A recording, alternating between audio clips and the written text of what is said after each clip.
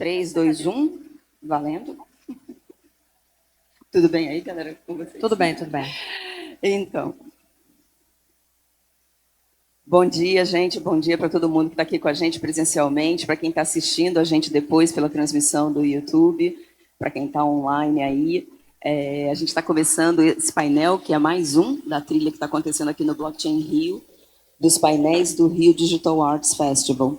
Esse painel, eu sou muito encantada com ele, porque fala de um tema que eu acompanho muito na Web3. Meu nome é Guta Nascimento, eu sou jornalista, eu sou colunista de um portal de Web3, o Web3 News, onde eu tenho uma coluna e eu acompanho o desenvolvimento do ecossistema brasileiro de Web3. Quem são as pessoas, os projetos. E impacto social sempre foi uma coisa muito forte na minha carreira de jornalismo, muito antes de eu chegar em jornalismo de tecnologia. Sempre peguei essa visão e eu gosto muito de conversar com as pessoas que estão construindo os games na Web3, porque a gente sabe que eles não são só entretenimento, eles podem ser, mas na Web3 tem toda aí uma diferencial que a gente vai conversar aqui ao longo do painel, mas tem uma geração de impacto, pode ter uma geração de renda, pode ter mudanças, né, de vidas, mudanças de carreiras, enfim, é um grande potencial, é uma grande porta de entrada, né? Eu acho que em blockchain, a galera que começa jogando e nem sabe que está jogando em Web3, Web2, para quem está jogando não faz a menor diferença. Queria apresentar aqui o nosso painel. A gente está aqui com a Priscila Baeta, do Código Brazuca. Muito obrigada, Pri, pela sua presença. A Priscila e o Código Brazuca, eles são referência na Web3 brasileira, com vários projetos, né? E na área de game, na área de formação de pessoas e profissionais. Quem está aqui também, ao lado da Priscila, é o Eric Platenic, que tem um game que também é referência, né, no ecossistema brasileiro, que é o Plush Guardians. E obrigada, Eric, por estar aqui com a gente. Quem vai chegar, gente, assim, não estranhem, mas é o Lucas Fernandes, ele está atrasado, está preso no Uber, mas ele está chegando e ele vai subir aqui com a gente. O Lucas Fernandes é da Space Cats, e ele é um jovem desenvolvedor, um programador, que já fez um jogo muito interessante, eu pedi para ele contar, chamado A Lenda de Yara, a história de uma menininha indígena que no game, o gameplay, é ela defender as árvores do território dela, e o Lucas agora está na Space Cat, então tem experiência com projetos sociais no Futuro On, então é uma pessoa muito bacana também da gente ouvir, então não estranhe se ele chegar aqui correndo e sentar, tá?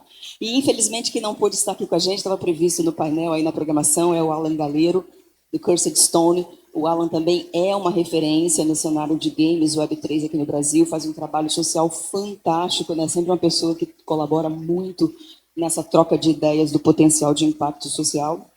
E aí o Alan teve um problema pessoal, não pode vir, e a gente fica só triste porque ele realmente, o Cursed Stone, é uma referência para a gente. Vocês estão ouvindo bem aí do áudio? Tá. Maravilha. Então, vou pedir aqui, começando rapidinho, Pri, se você pode começar falando um pouquinho sobre o Código Brazuca, porque vocês têm projetos em várias áreas, não só em games, né?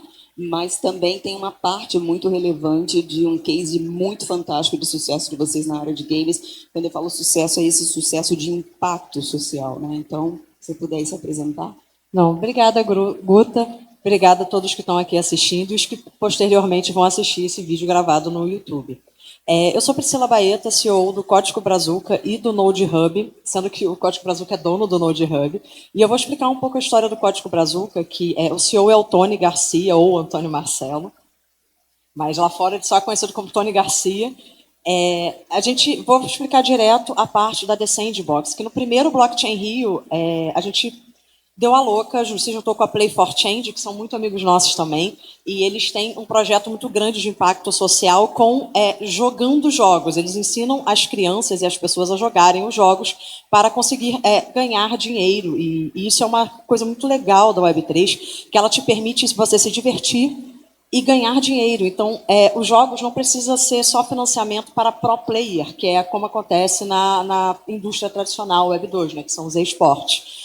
A Web3, eu entrei na Web3 jogando jogos em 2020 e 2021. Ok, que nem todos eram jogos, eram gamificações financeiras, e tem a grande diferença quando alguém já é da indústria de jogos faz um jogo e alguém que não é da indústria de jogos se pretende fazer um jogo. É uma diferença assim, alarmante. Mas a gente se juntou com a Play for Change no primeiro Blockchain Rio, um pouquinho antes, e nós dois temos projetos de impacto social muito forte. E em 20 dias, essa é a história dos 20 dias, que é muito divertida, eu e mais 3 pessoas fizemos um jogo na The Sandbox. Fantástico. E qual era a proposta desse jogo? Fazer primeiro algo que conseguisse ser factível fazer em 20 dias, porque ninguém dormiu. Se a pergunta é se alguém dormiu, ninguém dormiu. Mas nós pegamos a ideia do jogo falar da aldeia Paiter-Suruí, que é em Rondônia, que a gente inclusive conseguiu trazer o Uran, que é o cacique da Paiter-Suruí. Vai estar com a gente aqui num painel à tarde. Perfeito.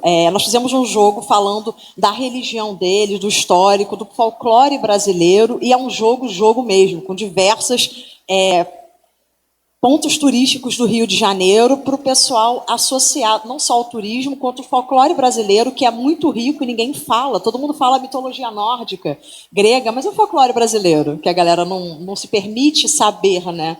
Então a gente exportou isso e a ideia do jogo era o seguinte: no final do jogo, abriria salas para a gente vender os NFTs, que são os índios da aldeia Paiter-Suruí que fez, que eles estão no interior de Rondônia. E eles são a primeira tribo indígena que recebe em cripto no Brasil. E tem aulas sobre o Web3, etc., proporcionados pelo Código Brazuca e pela Play for Change. E por isso o Cacique está aqui hoje, inclusive. E foi muito legal que esses NFTs financiaram também, ajudaram a financiar várias coisas para a tribo, como computadores, como celulares, para a galera se capitalizar, e também um projeto social muito legal que a gente apoia é a Carol da Educar Mais, onde a gente foi lá no Chapadão dar aula para os meninos. Então a gente também vai em várias favelas e comunidades aqui no Brasil para dar aula dessas crianças e adolescentes e até adultos, a aprender a desenvolver na The Sandbox, para conseguir gerar renda para você, para sua família e comunidades. E aí a gente apresentou esse projeto de 20 dias na primeira Blockchain Rio. Foi uma loucura, porque 2 semanas depois, a galera da The Sandbox ligou para o pessoal da Play for Change e falou: vocês fizeram esse jogo em 20 dias? Eu preciso de vocês na equipe. Seguinte, aí eles financiaram o jogo completo. Aí a gente desenvolveu em 3 meses e meio, 4 meses, e lançou ano passado na outra Blockchain Rio que teve. E aí a gente não conseguiu trazer o Cacique, mas trouxemos esse ano. E foi muito legal que, quando o jogo lançou, o Sebastian Stan, que é o fundador, né, da The Sandbox, o CEO atualmente, ele jogou o jogo ao vivo, completo, e eu nunca esqueço das palavras dele, que ele falou: cara, essa galera sabe fazer jogo. Eu nunca vi um jogo desse na The Sandbox, eu nunca vi as propriedades que tem nesse jogo. Isso é um absurdo. Isso aqui é o que a gente precisa. E foi muito legal que eu nunca vi um founder de uma plataforma grande jogar um jogo e falar do jogo com essa qualidade.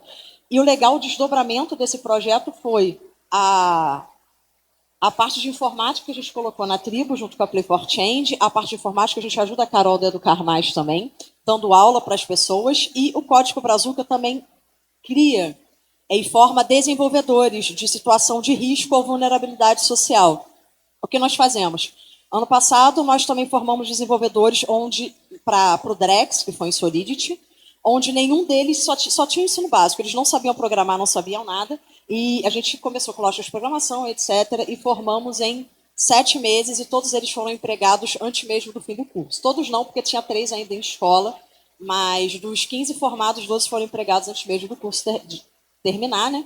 E esse ano a gente está com 750 alunos formando para Polkadot, e a gente abriu, não é mais só criança e adolescente, 18 a 75 anos. Então nós temos todas as áreas sendo formadas atualmente pelo Código Brazuca para ter desenvolvimento de jogos e desenvolvimento em plataformas de Web3 e blockchain, porque a gente sabe que isso é o futuro da tecnologia, o futuro da internet. Então, quanto mais cedo você entrar nessa tecnologia, mais você vai conseguir mudar sua vida, seja através do desenvolvimento de jogos, jogando ou desenvolvendo com produtos ou desenvolvedores, e é essa parte que o Código Brazuca faz. Fantástico, assim, é sempre a cada painel que eu vejo a Priscila ou o Tony falando, eles vêm com mais cases e mais números. Várias coisas que você falou, eu não sabia, a parceria com a Polkadot, vários projetos. Quando a gente fala de impacto, gente, é isso. Porque quando uma pessoa vem para este universo, na tecnologia, nessa tecnologia de uso, do dia a dia, que é você jogar um game, na verdade, essa pessoa é um polo, ela está trazendo uma família, né? Um menino chega e está fazendo a inclusão digital dos pais que não são familiarizados e chama o primo e todo mundo vai em uma comunidade. Então, tem um efeito de escala. Eu adoro quando os VCs falam de escalabilidade. Eu falei, ué, então, né, tá no lugar certo, porque se tem uma coisa que o Brasil tem, é escala. A nossa desigualdade faz a gente ter uma escala muito sofrida, mas a gente entrega sempre números. Bom, quem chegou aqui foi o Lucas Fernandes. Gente, Lucas, seja muito bem-vindo, viu? Muito obrigada. Eu expliquei aqui no começo que você ia chegar. Vou já passar o microfone para você, só que na sequência eu queria pedir aqui para o Eric, por favor, você está com o mic aí? Tá, né? Se você pode contar um pouquinho sobre o game, tá? E como é que ele foi criado e a sua trajetória para chegar até o desenvolvimento dele. Beleza. Nós estamos criando um universo, né, uma franquia chamada Plush Guardians, onde ursinhos e brinquedos eles ganham vida para proteger as crianças deles contra monstros que vêm atacar elas, invadir o quarto delas e atacar elas durante a noite, né? Por que a gente fala que é um projeto de franquia, não é um jogo só, né? A gente entende que nós precisamos ter, principalmente no universo de Play to Earn, uma coisa que seja maior do que apenas um jogo. Nós precisamos ter vários produtos de mídia dentro daquele universo. Mas a primeira peça de mídia criada, o primeiro jogo criado é um jogo Play to Earn chamado Plush Guardians Incursions, que foi lançado como alpha no ano passado. Já fez um ano rodando, né? Saindo desse período de alpha, já lançamos os nossos primeiros tokens e prêmios em tokens.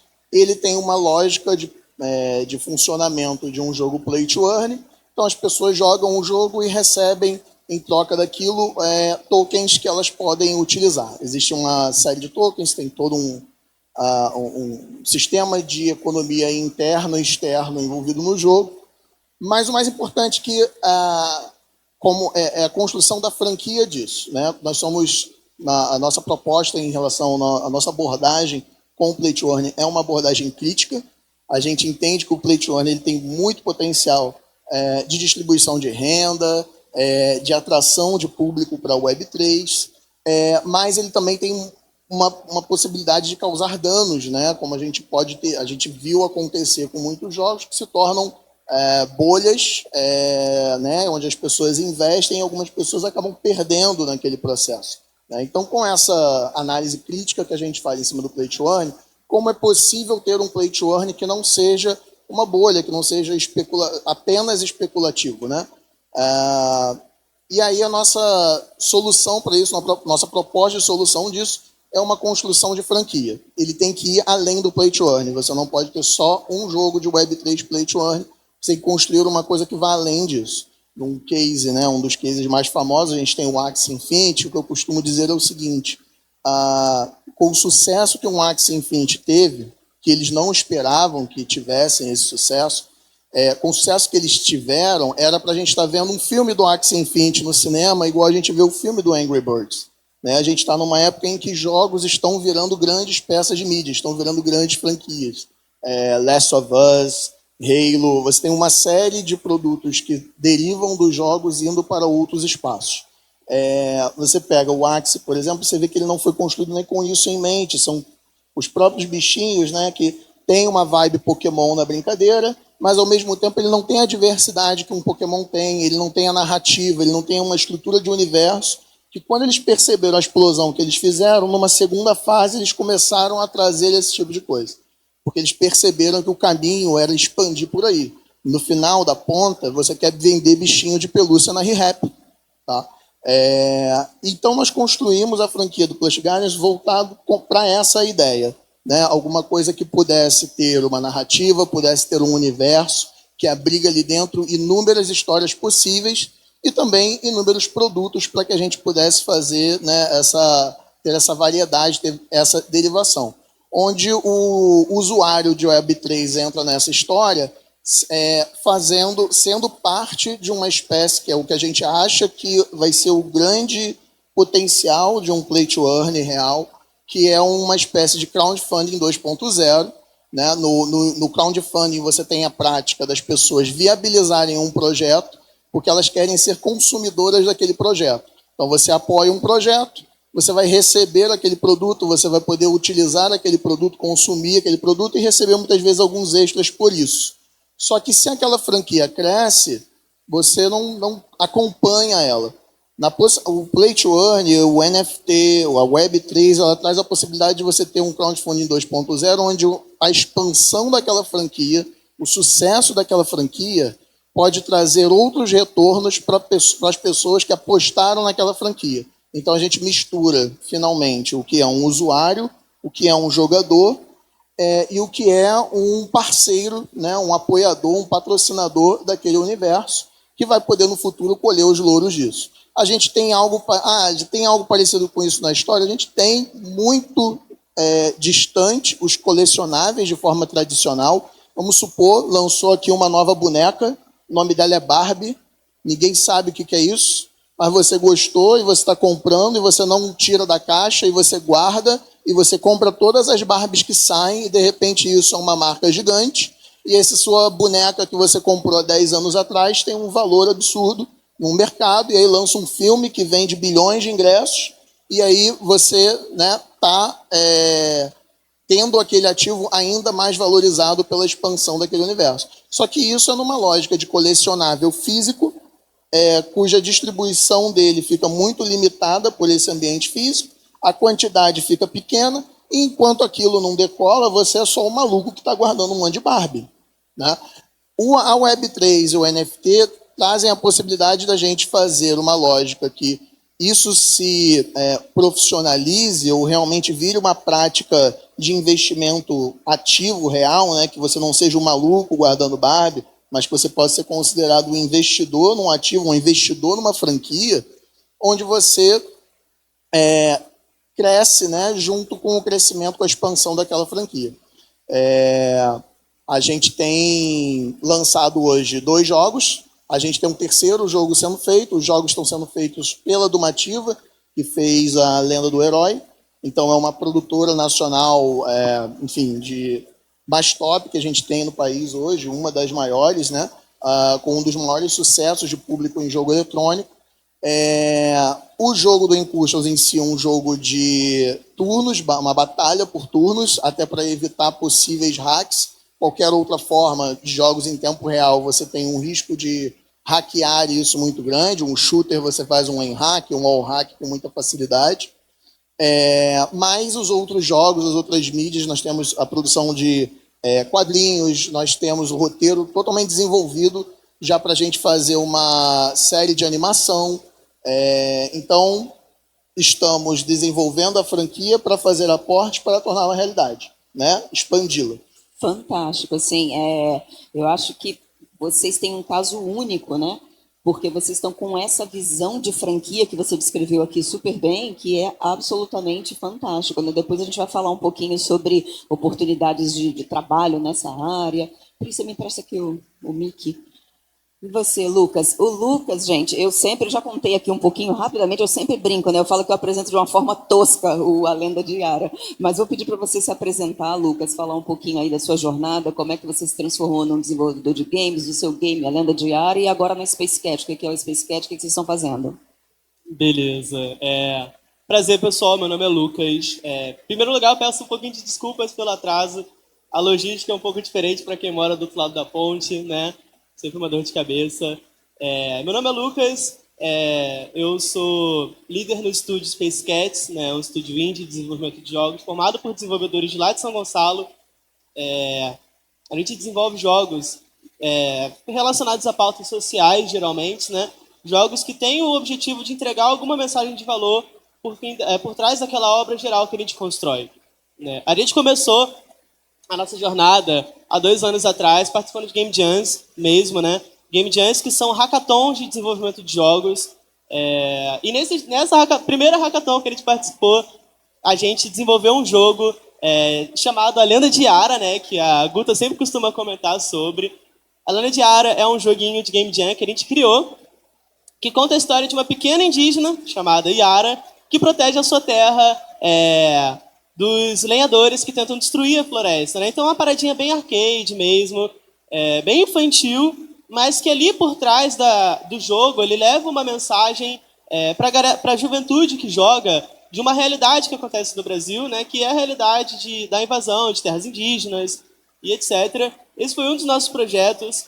Outro dos nossos projetos que a gente desenvolveu para uma escola de programação, né, para uma espécie de hackathon também chamada 42 Rio, talvez alguns conheçam.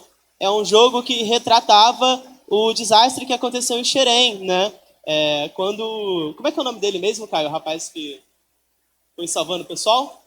O Zeca Pagodinho pegou o seu 4x4 ali, quando o Xerém estava inundando ali pelas chuvas e salvou a galera. Então a gente tem, como estúdio, né, essa visão de desenvolver esse tipo de jogo que passa uma mensagem, algo divertido de se jogar e que retrate de alguma forma a realidade que a gente vive dentro do Brasil. Sobre a Space Cats é isso, né? A gente está aí na luta, né, se introduzindo no mercado na indústria de jogos agora, por esse último ano. Estamos fechando agora um jogo com uma das maiores universidades do Brasil. A gente não pode falar ainda que o contrato não está assinado, mas enfim, tudo isso é um retrato, sabe? Eu tenho muito orgulho de falar isso, né? Porque é um retrato de jovens de uma cidade, dormitório, sabe? Excluída, e que conseguiram de alguma forma se introduzir no mercado e na indústria de jogos, né? Hoje todos nós trabalhamos fazendo outsourcing para uma empresa carioca de jogos. Então, pra gente tem sempre muito orgulho quando a gente vai se referir a Space Cats, pela forma como a gente começou a nossa jornada como algo, como um hobby tão casual, né?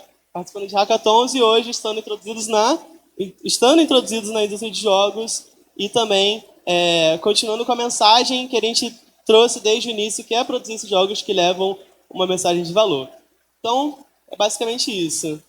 Fantástico. E tudo isso em 2 anos, né? Que você falou? 2 anos. É mais um exemplo, né? Assim, em carne e osso, essa história toda, né? De pessoas que, através dos jogos, de jovens que, através dos jogos, conseguiram, né? No caso de vocês, criar um negócio, né? E trabalhar com uma coisa que vocês gostam, né? Porque imagino eu que quem, né, desenvolve game é porque gosta. A Pri é, né, uma grande influenciadora de games. Você já tinha uma carreira de conteúdo, né, como influenciadora de gamers, e agora ver você também com essa função. Queria falar agora um pouco, aquilo que a gente já passa pela fala do Lucas, mas muito isso sobre oportunidades de trabalho. Porque cada um de vocês está num ponto de uma visão diferente de empregabilidade, né? Adorei quando você falou, Eric, da questão de vocês trabalharem com uma produtora carioca de games, né? Enfim, tem todo um mercado aí. Pri, do seu ponto de vista, de que forma as pessoas, né? Como é que... Você já falou um pouco que algumas pessoas não sabiam nada de programação, então se você puder falar um pouquinho sobre isso, desmistificar, não é preciso ser um nerd, saber tudo de programar e codar para trabalhar nisso, o nível de aprendizado e também o gargalo que você enxerga depois de adoção no mercado, né? Porque eu gosto que o Eric sempre fala, né? Vamos mandar um papo reto e falar das dificuldades. Não é um sonho que você vai começar a fazer e você vai conseguir um emprego. Mas esse caminho existe. O projeto do Lucas é isso, o projeto do Futuro On, enfim, a gente tem vários projetos que mostram isso. Então, por isso, se você puder falar um pouquinho sobre empregabilidade, formação no seu caso, porque você tem esse lado de formar pessoas para esse mercado. Não, perfeito, Guta. Primeiro, qualquer tecnologia no início, ela é difícil adotar porque a linguagem é muito complicada. Muitas pessoas do mundo tradicional não têm a menor ideia de que o Web 3 existe, e não sabem nem que estão no Web 2. Elas não sabiam dessa nomenclatura, que no final é tudo uma evolução da internet. Então, temos a internet Web 1, que teve a Web 2, que nós estamos agora, alguns em Web 2,5 e alguns já vivendo completamente em Web 3. Nós estamos em um evento Web 3, onde basicamente todos que estão aqui são criptonativos, mas criptonativo significa ter uma noção de cultura muito diferente e ter aquele incômodo que te faz perguntar, por que isso? Para que isso? E o início da tecnologia ela é muito difícil. Por quê? Porque é a linguagem de dev para dev. Eu não sou dev, tá, galera? Já estou jogando. Eu desenvolvo jogos, tá? A parte de jogo eu sei desenvolver. Mas se eu me pedir para fazer o back-end, ligar uma plataforma com a outra, eu não sei. Aí eu mando para outra equipe. Mas contar uma história para vocês, também sobre essa parte de formação. Eu sou formada em moda, tá, pela Veiga de Almeida, e eu já fui influencer há muitos anos no YouTube, tanto pela YouTube Brasil quanto pela Twitch. Eu trabalhei na parafernália com o Felipe Neto na parte de jogos, e depois eu fui direto para a Ubisoft de Montreal fazer 6 Assassin's Creed, o Tom Clancy Rainbow Six e o Watch Dogs, o primeiro, que dizem que é o melhor. Então, eu não joguei o 2, gente, vamos lá. Concordo não? Então, é bom, gente, é bom. E para você ver que eu não preciso de uma formação ou saber programação para trabalhar com jogos. E uma coisa é importante, todo mundo que trabalha com jogos tem que ser gamer. Porque nós sabemos o que os gamers gostam, nós sabemos o que os gamers precisam e o que eles querem. Porque há uma grande diferença entre alguém fazer uma gamificação financeira e um jogo de verdade. Eu vejo uma evolução, assim, é notório que eu costumo falar que em Web3, um mês é um ano. De tanta evolução tecnológica que acontece, é surreal. E você não precisa saber programar, ou você pode saber fazer projetos, ou querer fazer um curso disso, que te ensine alguns pontos básicos para você entender essa nomenclatura atual de Web3. Nós, no Código Brazuca, junto com a Play for Change, Carol Educar Mais, a gente facilita muito o acesso das... Porque não adianta você ter oportunidade se você não dá o acesso para a pessoa. São palavras completamente diferentes e opostas até. Então, no primeiro curso a gente deu até as passagens e os lanches para os alunos estudarem, nós damos computadores para alguns que não tinham. E o acesso, cara, a mesma coisa que ele falou, do outro lado da ponte ninguém é visto, só que vocês precisam ser ouvidos. E na Web3, todos conseguem ter voz. É impressionante, você pode juntar uma galera que nunca se viu na vida, está do outro lado do mundo, vocês estão no Brasil, e a galera quer se unir para fazer algo diferente. E isso é muito legal na Web3, que a Web3 eu resumo em comunidade. Eu acho que essa palavra, ela não é só mágica na performance da palavra, mas ela realmente acontece. Em Web3, cara, olha, eu posso te ajudar a fazer alguma coisa, e você em troca, você tem conhecimento, você adquire meios notórios de você construir algo, e é uma construção. Em Web3 pode tudo, a informação pode ir muito rápido, mas se você já está vendo essa palestra, já é um ponto para você botar na sua cabeça que, cara, eu preciso descobrir, com os jogos que estão aqui, com o Código Brazuca, como eu consigo entrar nesse mundo e como é que eu posso fazer. Quando eu entrei em Web3, foi jogando videogame. Porque eu também sou beta tester da Blizzard, de várias outras indústrias de game grandes, estúdios grandes. E, cara, se você for gamer, você já está lá na frente em diferencial em vários aspectos. Por quê? Porque se você joga videogame, você já tem uma lógica muito apurada.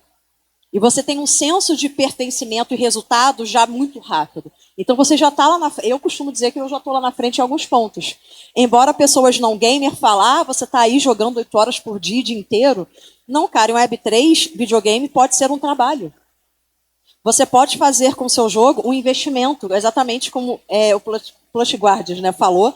E eu acho isso incrível na parte de Web3, porque você não precisa ser programador, você não precisa fazer uma baita de uma faculdade renomada, você não precisa ser filhinho de papai para ter um espaço. É só você ou pega e faz, junta você mesmo, ou junta uma sua equipe de jogos e manda ver que tem espaço para todo mundo. Todo mundo pode ser ouvido e a galera quer ouvir. A Web3 dá essa voz para as pessoas, principalmente em videogame e como ganhar dinheiro, não só produzindo, mas jogando os jogos como jogador. Só um informe legal, o Código Brazuca com a Polkadot, no curso não está fechado, então quem quiser entrar e fazer o curso, estiver vendo daqui a um ano essa palestra, pode mandar mensagem no Instagram Código Brazuca Oficial ou Instagram pribaeta.eth, que eu te coloco para dentro do curso, tá? Ele ocorre todo no Discord e no YouTube. E é isso, cara, a oportunidade está aí e comecem jogando jogos de Web3 e todas as pessoas aqui são super acessíveis em suas redes sociais para tirar mais dúvidas, te introduzir nesse mundo magnífico e comece a pensar nisso, porque isso é uma tecnologia que hoje ainda é difícil, mas daqui a 5 anos todo mundo vai precisar dela porque a internet está no mundo inteiro. Fantástico. Eric, você conta um pouquinho dentro dessa visão que vocês têm de franquia, com tantas coisas, né? Que tipo de profissionais podem ter disputar uma vaga nesse mercado de trabalho? Porque tem roteirista, tem áudio, tem várias coisas, né, que as pessoas não imaginam que elas podem trabalhar na indústria de game. Sim, tem aí, a gente está falando da mistura de duas indústrias, né? Tem a indústria de games, tem a parte que a gente junta isso com Web3. Web3. E aí eu ainda vou fazer um paralelo com uma outra indústria que é de onde eu veio. Você veio de moda, eu vim de cinema. Então, sou formado em cinema da PUC e realmente nada a ver no primeiro momento com a parte de tecnologia. Mas eu fui fazer cinema justamente, eu comecei fazendo computação na UFRJ porque eu queria fazer jogos. Mas eu entendi que o que eu queria fazer nos jogos não era a parte de programação. Eu saí, então, fui para a parte de cinema, que era o que a gente tinha alguns cursos ainda, começando de game design no Brasil, mas eu entendi que cinema seria o lugar mais amplo para eu pegar uma experiência que pudesse puxar para a linha de roteiro, de direção de arte, pensar coisas da parte criativa do jogo e não necessariamente apenas da parte prática de desenvolvimento. Só que no Brasil também não existe indústria, tá? Nós não temos indústria de cinema, nós não temos indústria de jogo. Tudo aqui, né, por mais que exista há muitos anos gente fazendo, nós não temos uma indústria sólida, uma produção de produtos, a gente chama de produtos de médio porte. Você quer saber se uma indústria ela é saudável? Ela produz 100 coisas médias. Tá? Ela não produz igual a nossa indústria cinematográfica, uma paulada a cada década, sabe? Ela tem que produzir muita coisa média, porque isso forma as pessoas, né? É fazendo que as pessoas aprendem a fazer as coisas. Então é por isso que nós temos a situação até no jogo e na Web3 de alguém de moda, porque assim, porque vai e desbrava, alguém de cinema, porque tem que entrar e desbravar, sabe? É tudo mato e é tudo mato mesmo, você tem que ir abrindo caminho. A própria Dumativa, que é hoje referência de jogos no Brasil, mas também não existe uma indústria de jogos. Você vai pegar a própria Dumativa, não tem assim uma produção industrial de ter a garantia de que todo ano tem ali um jogo para fazer. As pessoas elas vão matando um leão por dia. O Rafael, que é um dos donos, ele brinca de que assim, ele começou a Dumativa tentando fazer uma banda. Ele tinha uma banda, ele queria fazer uma banda e ele acabou com um estúdio de jogos. Então, nessa seara, vamos dizer, né, tem essa coisa de você ir desbravando, não tem muito receita.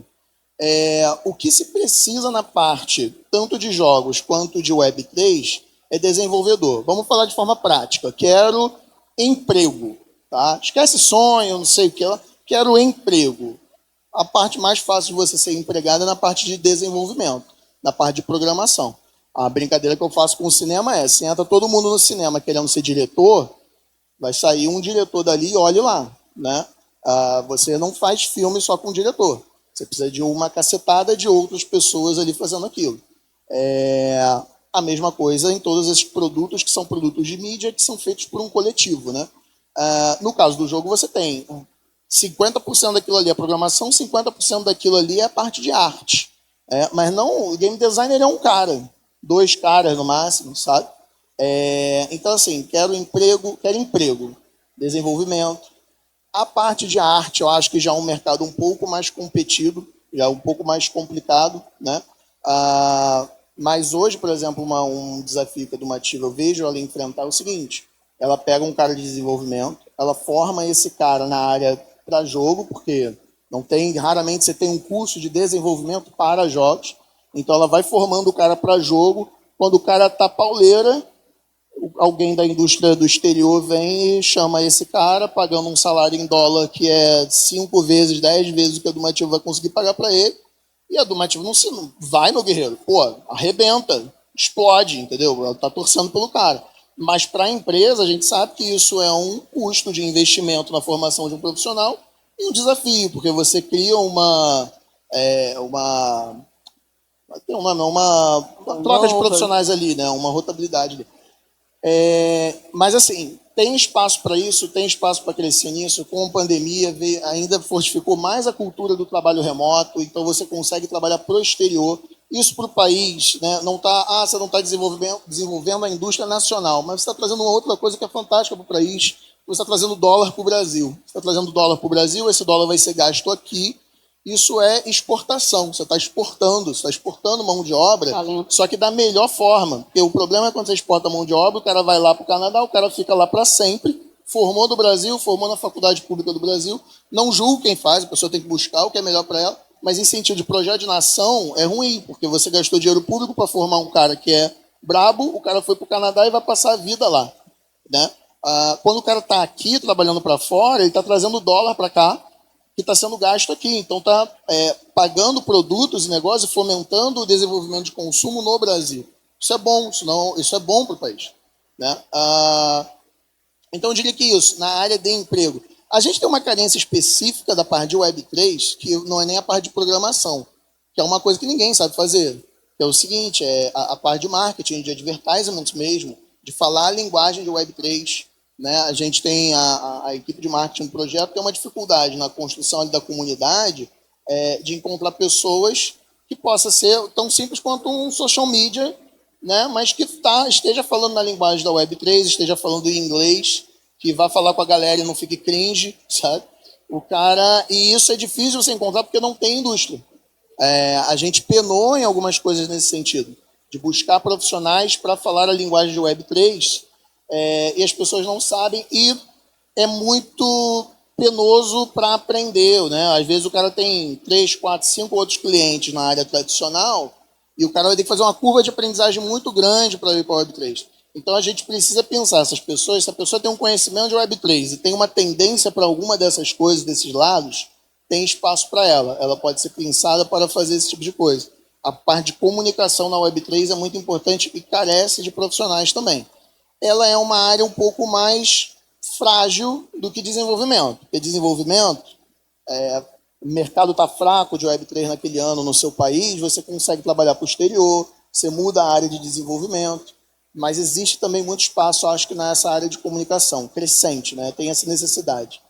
Fantástico, me presta aqui seu mic. Olha, fui informada aqui que a gente só tem... Ah, você já tem? Tem mais 5 minutinhos só. Mas antes de encerrar, eu vou pedir depois para vocês repetirem o contato de vocês, para quem quiser continuar essa conversa com vocês. Mas antes disso, Lucas, queria te perguntar, a Priscila falou sobre acesso, o Eric falou um pouquinho sobre a coisa da Web3 ainda não estar difundida, das pessoas eles não terem esse conhecimento, né? Aí eu queria te perguntar 2 coisas. A primeira é... Como você vê o impacto que eu digo assim, quando você começa na sua comunidade a trabalhar com isso e formar pessoas, porque você dava aula, né? Você dava aula lá no Futuro On, você tem esse papel de formação. Como é que você vê a adoção dessas tecnologias? Você se tornou uma inspiração, as pessoas veem você fazendo, elas querem fazer também. Conta um pouquinho para a gente desse processo, sabe, de formar pessoas e inspirar, que é o mais incrível.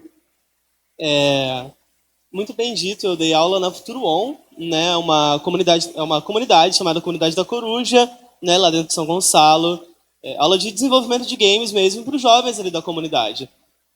E quando eu comecei a dar aula lá, foi o mesmo momento que eu consegui o meu primeiro emprego na indústria de jogos, né, que coincidentemente foi um emprego na indústria de jogos Web3, que foi a Cursed Stone, né, trabalhei junto com o Alan, né, e foi uma experiência assim legal e muito muito boa para mim, mas não só para mim, mas também para a comunidade, né? Porque de certa forma eu fui visto ali pelos jovens de dentro ali como uma mostra de que é possível viver outra realidade, é possível se introduzir no mercado de tecnologia, né?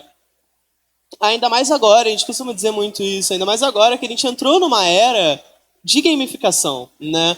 Todas as empresas hoje em dia querem gamificar as coisas. As universidades querem gamificar os seus processos, né? Escolas vão atrás disso, enfim, bancos.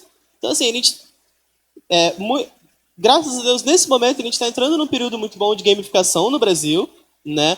Onde muitas empresas estão correndo atrás de gamificar seus processos, mas também a gente está vivendo uma era, melhor ainda, porque a gente vive o marco legal dos games, né? O marco legal dos games garante que os jogos, né, sejam identificados como cultura dentro do Brasil e garantem que os jogos recebam investimento público. Um processo parecido com o que aconteceu no Canadá, por exemplo, né? Porque quando a gente falou muito de fomentar a indústria nacional para a gente não ter evasão e perca de profissionais, isso acontece no Brasil, mas se o Brasil talvez tivesse feito como países como o Canadá, que investiu na sua cultura, né? A gente costuma dizer que esse investimento traz muito retorno. A indústria de jogos é uma das indústrias que mais cresce no mundo, né? Então todo dinheiro, todo milhão de reais que o governo acaba gastando para financiar um jogo brasileiro pode retornar muito mais para o Brasil e provavelmente vai, né? Então, quando a gente transmite essa realidade para o estudante e para o jovem brasileiro e a gente passa um exemplo de pessoas que trabalham com isso, não só eu, sabe? o Caio trabalha também, e todo o resto da minha galera de São Gonçalo também trabalha numa empresa de jogos, então assim, não é uma realidade impossível, né? A gente entrou num momento muito bom para isso, e a juventude consegue ver isso, a juventude quer trabalhar, a juventude quer emprego, a juventude é a mais apropriada para trabalhar nessa área, né? Porque a juventude é gamer, né? Justamente o que a Priscila falou. Então, quando a gente mostra a oportunidade e a gente mostra o caminho processo ele não é muito difícil. Óbvio que é um caminho de muita dedicação, né, muito trabalho, mas é uma realidade mais do que possível e que eu fico feliz em dizer que parece que no Brasil cada dia fica mais fácil de você conseguir se introduzir nessa área, não só da indústria de games, né, visto o crescimento o potencial crescimento que a gente pode estar prestes a ter, né, nos próximos 10 anos. Então, na verdade, no Brasil, né, complementando o que o Eric falou, nós somos pioneiros na área de jogos, né, porque a gente não tem uma indústria. Então, se estabelecer numa área onde você vai ser pioneiro é muito importante, né, seja a Web3, seja a indústria de jogos. E o jovem não é bobo, ele consegue ver isso, o jovem quer trabalhar, ele só precisa dar oportunidade, assim como a Código Brazuca faz muito bem, assim como a Futuro On em São Gonçalo faz muito bem também, né, que é capacitar o jovem para esse mercado de trabalho que cada vez cresce mais e mais. Fantástico. Tanto quando o Eric falou, como você falou, esse fato assim, a gente lamenta que a gente não tem uma indústria. Claro que a gente gostaria de ter uma indústria forte, mas já que a gente não tem, a única parte boa disso é que você consegue furar, digamos assim, o que seria uma bolha. Você vai chegando e vai fazendo e vai colando com as pessoas que fazem e ninguém vai te pedir, né, 5 anos de experiência, aquela piada do LinkedIn, 5 anos de experiência do ChatGPT. Oi? Não, o negócio foi lançado em 2022. Enfim, aí vira um pouco isso. Mas, então, para encerrar aqui, Lucas, só fala, por favor, quem quiser continuar essa conversa com você, se conectar, saber mais sobre Space Cats, como é que faz? Seus contatos, assim, como é melhor se conectar com você? O meu Instagram é NOT Lusca, Not Lusca, né?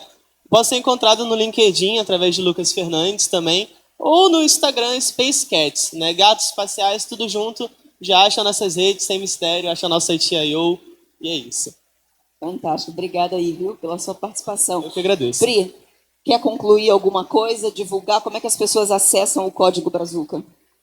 Nós formamos principalmente desenvolvedores para a área de games, mas eu concordo que precisa de todas as áreas, não só a comunicação. Todas as áreas estão deficientes em profissionais que saibam transmitir, comunicar o Web3 para que o mundo tradicional entenda e possa concluir negócios, projetos e que deem certo na indústria de Web3, que já está tão ascendente assim no mercado.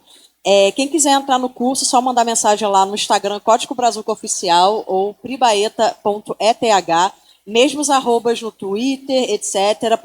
LinkedIn, Priscila Baeta ou Antônio Marcelo, ou Abelha, né, que é o nosso professor também do Código Brazuca, e estamos abertos sempre a negócios, fazer desenvolvimento de jogos, desenvolvimento para protocolos de blockchain, e nós também temos um Node Hub Web3 ali em Ipanema, onde nós promovemos justamente essa comunicação de indústria tradicional, como ela pode fazer negócios na indústria Web3 e como a gente pode facilitar isso. Então, as blockchains vêm nos procurar em busca de profissionais, em busca de projetos bons para ser incluído nesse mercado, e vocês estando conectados com a gente e com os meninos aqui e vendo todas essas palestras, vocês já estão mais lá na frente, vocês têm um diferencial já de mercado, de possível futuro conhecimento que vocês vão ter, que essa é a oportunidade que eu não perderia, principalmente nos próximos 5 a 10 anos. Fantástico, obrigada. Eric, quem quiser se conectar com essa franquia que vocês estão construindo, como é que faz? Nós estamos no nosso site, o plushguidance.com, nós estamos no Twitter também, que é o Plush Oficial, oficial em inglês, né?